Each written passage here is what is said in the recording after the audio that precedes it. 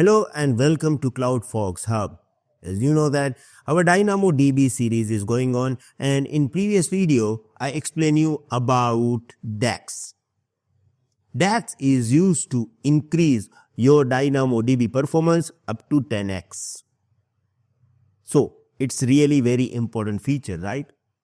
Now in this video we are going to discuss about DAX again, but this time we are going to discuss about how we can create DAX cluster. So let's start.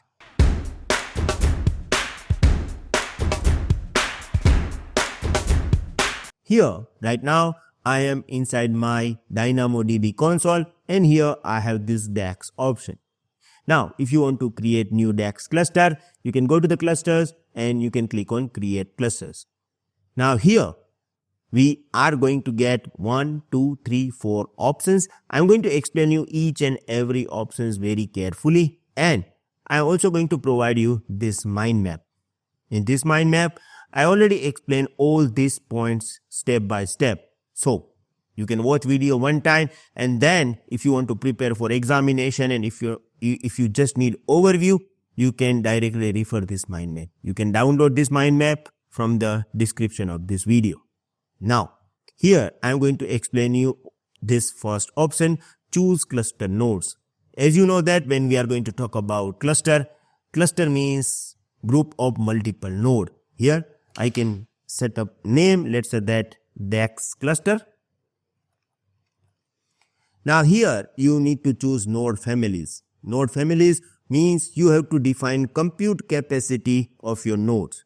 Here they provided all the families and their configuration. For example, DAX R5 large, having 2 virtual CPU, 16 GB of RAM, and the network performance is moderate. Now you can choose this particular configuration according to your requirement. Here they also provided a facility to search from specific family. For example, T-type family, which is kind of cheaper option. Because DAX is a kind of in-memory database. Here, the configuration of RAM is the most important type. So they also provided us R-type family, in which you will get excellent RAM performance. This is like the same thing that we are choosing EC2 instance type, right? So you can determine your compute facility from here. Same way, once you select your compute facility, let's say that if I'm going to choose T2 small over here for the testing, now I can choose cluster size. You can choose from 1 node to 11 node cluster. Now, 1 node will not provide you high availability, but according to the AWS, if you want high availability, you can choose at least 3 nodes. So, in your cluster, in your DAX cluster, you will have 3 nodes. Okay. So, this is like the first phase. In the second phase, we are going to configure network. Here, for your convenience, I also provided these details in the mind map as well. So first of all, you need to choose your subnet. You can choose your existing subnet group, or you can create your subnet. Subnet means VPC subnets, right? So let's say that DAX subnet. I'm going to give this name, and here I can choose my VPC first. I have default VPC, so I'm going to choose this one, and I can choose multiple subnets. It is always a good idea to select all the subnet, but right now I'm going to choose 2. Because I want to tell you more about it that I will explain. So right now I'm just going to choose 2. So I just selected 2 subnet. One subnet is in AP South 1A and another subnet is in AP South 1B. Then here I can choose my security group. Security group is used to control inbound and outbound access. Right now I'm just going to choose default VPC, in which we have all traffic allowed, right?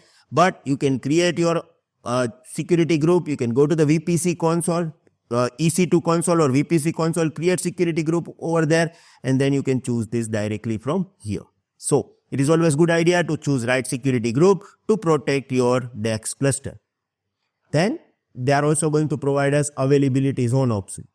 Now here we can choose that in which availability zone I want to place my nodes. As you know that I am creating 3 nodes in this particular cluster. Here it is going to place all these nodes automatically, but if I were to choose this specify manually, I can choose specific availability zone for my DAX cluster. So here node 1 will be in AP South 1A, node 2 will be in AP South 1A, and node 3 will be in AP South 1A as well. Now what do you think? Is it good strategy? Not at all. Because if you are going to create every nodes into the AP South 1A, AP South 1A availability zone will be down, you will be in trouble. So in this case, it is always good idea to choose different availability zone for each of your node. So what I am doing, node 1, AP South 1A, node 2 in AP South 1B, now node 3, I am going to choose AP South 1C, but look at this, it is not displaying over here. So in this case, I have to place node 3 into the AP South 1A or AP South 1B. I don't have any option. Why it is not allowing me to choose AP South 1C? Because here I choose only two subnets. Subnet 1 is in AP South 1A, subnet 2 is in AP South 1B, so I don't have any subnet in AP South 1C, means I cannot place node 3 into the AP South 1C.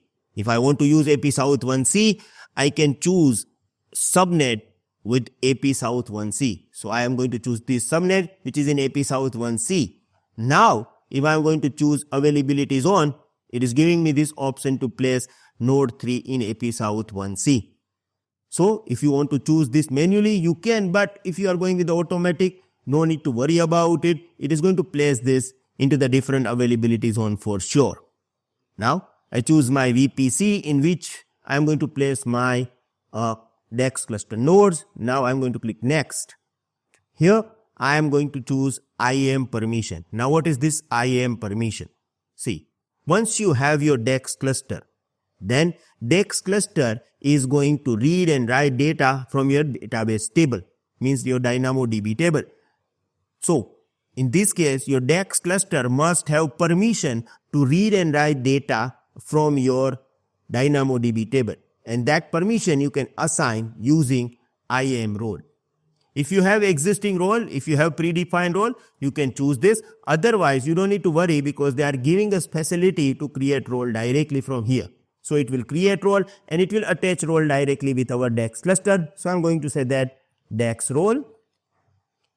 With the role, you have to attach policy. So it is going to create policy. You just need to tell them that which kind of permission you want, read and write or read only. Read only, we only allow our DAX cluster to read the data, but we want read write. So, we can get both advantages of our DAX cluster. Again, you can also specify table. Let's say that all table. So this one policy is going to give permission to write data in any table. If you want to choose specific table, you can. Right now I have one specific table, so I can choose one. If you have multiple table, you can choose multiple as well. This is one of the crucial part because here you can determine that, okay, hey DynamoDB DAX, you can read and write the data from the table. So this is permission part which is really very important.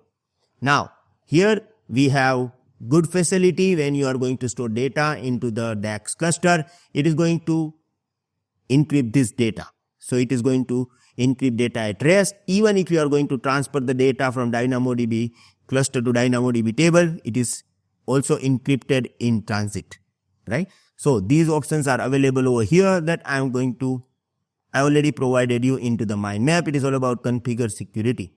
Now once you complete this configuration of the security part, when you click next, here you have parameter group.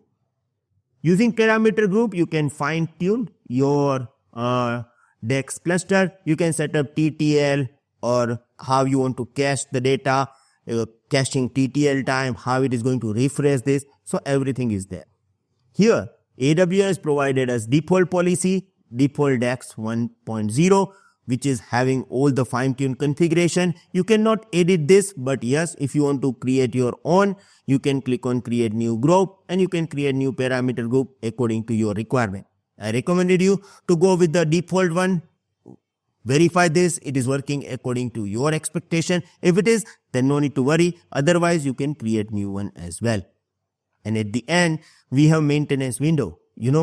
Dynamo DAX cluster configured by AWS. So they need to update the cluster, and whenever they are going to update this, it may affect the performance of your DAX cluster. So in this case, you can choose no preference, means no need to worry. You can update this cluster anytime. I don't have any performance issue. But if you want that when they are going to update your DAX cluster, you don't want any performance issue, you can specify time like a maintenance window time. You can tell them that, okay, update this during the Saturday night or Sunday, so you have less traffic, and at that time, if they are going to update this, it is not going to affect your performance. So this is like a maintenance window. If you don't want to do this, no problem. Once you click on next, it is going to create cluster. Now, this is done, right? I'm not going to create this cluster, no problem. We just need to understand this. We already understood, so no problem. But here, I want to tell you one main important part. You know, let's assume that I just created DAX cluster. Now, this DAX cluster is there, but this cluster is going to cache data from the table. Now, which table? Let's say that if I have 5 tables, should I create one DAX cluster for this? Or whenever I am going to create DAX cluster, I will specify that, hey, DAX cluster, you are going to cache data from order table. So how you can specify in your DAX cluster that you are going to cache which table? If you look at this, we created cluster, but we never mentioned name of any table. So question is how my DAX cluster is going to cache the table. It is going to cache all the table. It is going to cache particular table. How we can determine this, right? You don't need to worry about this. I got same question when I understood this, the whole process. So what I am doing, I am going to explain you this process. Once you will understand this, your concept will be crystal clear. Here I have one picture, and this picture will provide you complete detailed information about how this DAX cluster is working. So, sorry to interrupt you. I know you guys are enjoying our video a lot because our final ultimate goal is Solution Architect Certification Exam. To reach the destination, we required full videos. To create our success story, here we have a 3 path. You can choose any of them. Path number 1, our 6-in-1 program. Our 6-in-1 program include all prerequisite skills which is needed as a cloud engineer. It include 24/7 support, lifetime update, section-wise practice test, full course practice test with tips and tricks by Bhavesh Attara, how to do exam preparation course, weekly lifetime live session with Bhavesh Attara, and 6 AWS project with documents. Path number 2, you can enroll by paying 499 and get Hindi and English, both the languages, videos of AWS. Path number 3, which is the last one, you can join our YouTube Elite membership. The choice is yours how to create your success story by choosing best one. Best of luck. Thank you.